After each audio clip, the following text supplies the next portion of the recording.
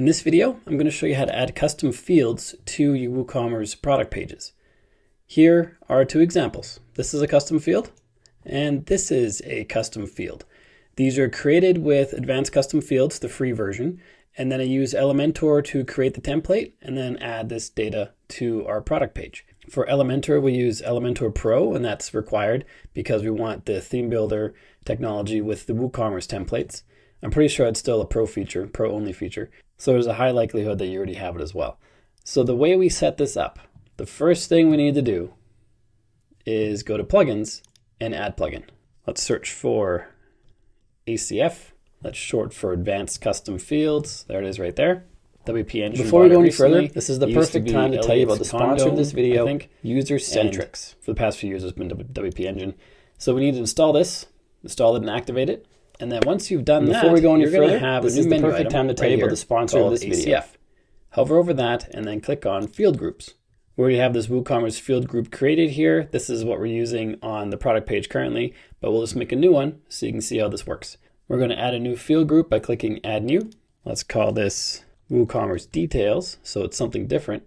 And then maybe have live show dates, or just a date. And we can choose from all kinds of different field types. The ones we used for the example at the beginning of the video, those were text field types, and you'll see how those work in just a minute. But this one is a date field type, because we want to be able to pick a date. So let's choose a date picker. You can choose the format. I'll leave that as it is. Week starts on Monday, that's fine. Click on Add Another Field. This one we're going to call Creator's Favorite Color. As I tab out of this, it's going to create the field name, which I created for the one previous as well.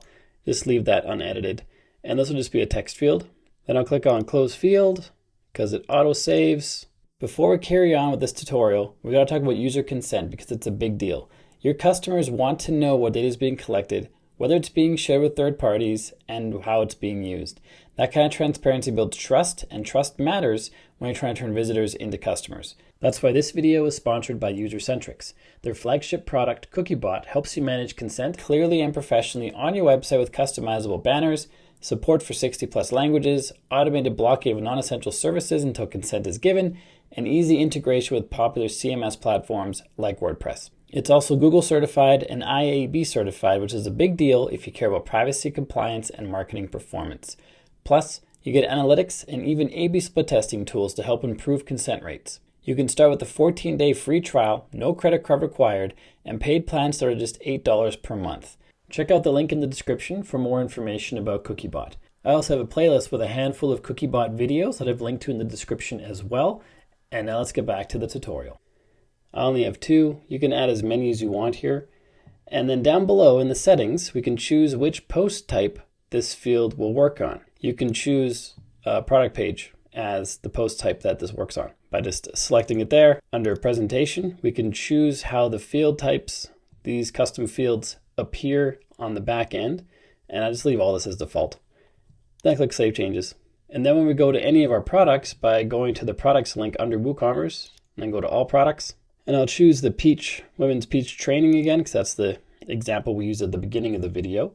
If we scroll down, we see the WooCommerce field group, and you saw this information in the intro of the video. And then the WooCommerce Details is the one we just created. For the live show date, we can pick a date. Let's pick that one. Creator's favorite color, peach, obviously, because we're on the peach shoe. So now we filled in those field details. Then we update. But these are not displayed on the front end. They're saved with this product in the back end, but they're not showing up on the front end because we don't have anything in place to make it show up. And if we view the page, you'll see what I mean. Here we have a place for the created by and the notes. The other ones aren't there. So how do we get them there? There's various ways to do it. You can go into the code. You can choose other plugins that are paid. Elementor is paid as well, but Elementor is useful for so many things, not just this one task. So I use Elementor. Under Elementor, go to Theme Builder. And I'm just going to delete this product page. This is the one that we know and love from the preview of this video, and the one we just saw. This is this template page right here. I'm just going to delete it. We're going to make a new one. And just for reference, I'm on the single product tab. So there's a bunch of tabs here for different site parts. With Elementor Pro, you get access to the WooCommerce ones. So we're on single product. click on Add New on the right, the top right. And this is the one I used for the preview in this video, and it's one I'll use again. There's only 2 options. The third one is weird, but there's 2 solid options, and they look pretty much the same.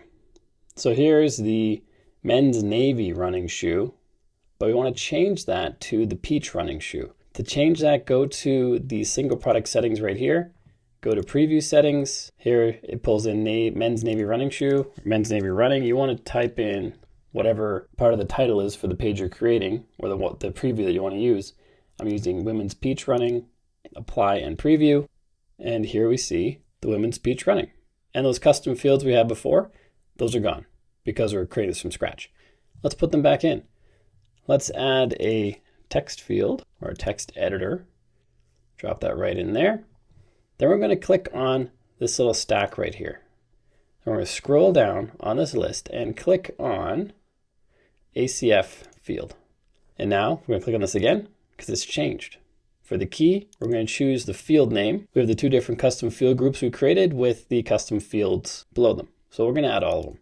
We're going to add the creator, and this is going to just add the name of the creator. Under advanced, we can add text before.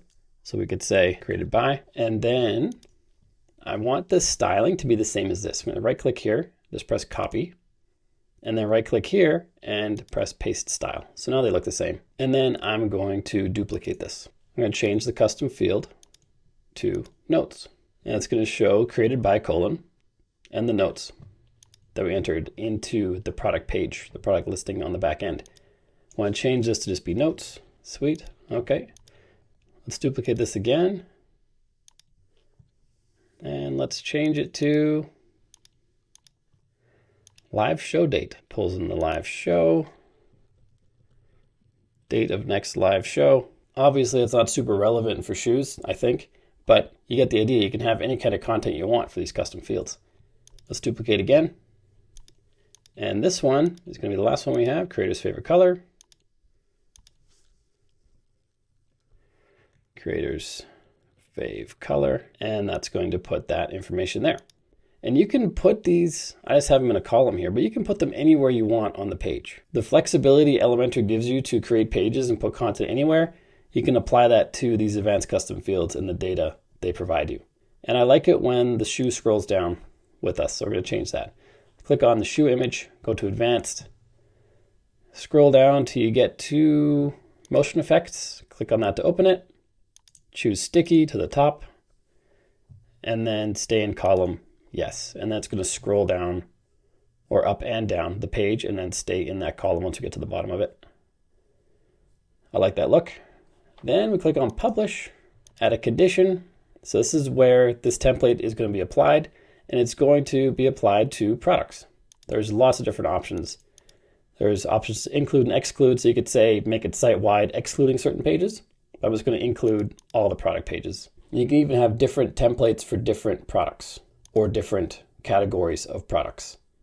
There's lots of flexibility. Save and close to save that. Now we come out here and refresh, and we should have our new custom fields in place. And there they are. Obviously, the spacing's not ideal. The presentation's not perfect, but this is not meant to fit into your WooCommerce site the way I'm doing it here. You need to apply the knowledge you just gained in how to use these custom fields and apply that to your WooCommerce site so that it looks exactly how you want it to on your site. And that's all there is to it. If you got value from this video, please like and subscribe to let me know. Then check out this video on your screen right now, which shows you how to customize the Add to Cart button, which is the most important button on your website. If people aren't clicking Add to Cart, they're not buying anything. So you want to make sure it's an appealing button that looks good. I'm going to show you various ways to customize it in that video, and I'll see you there.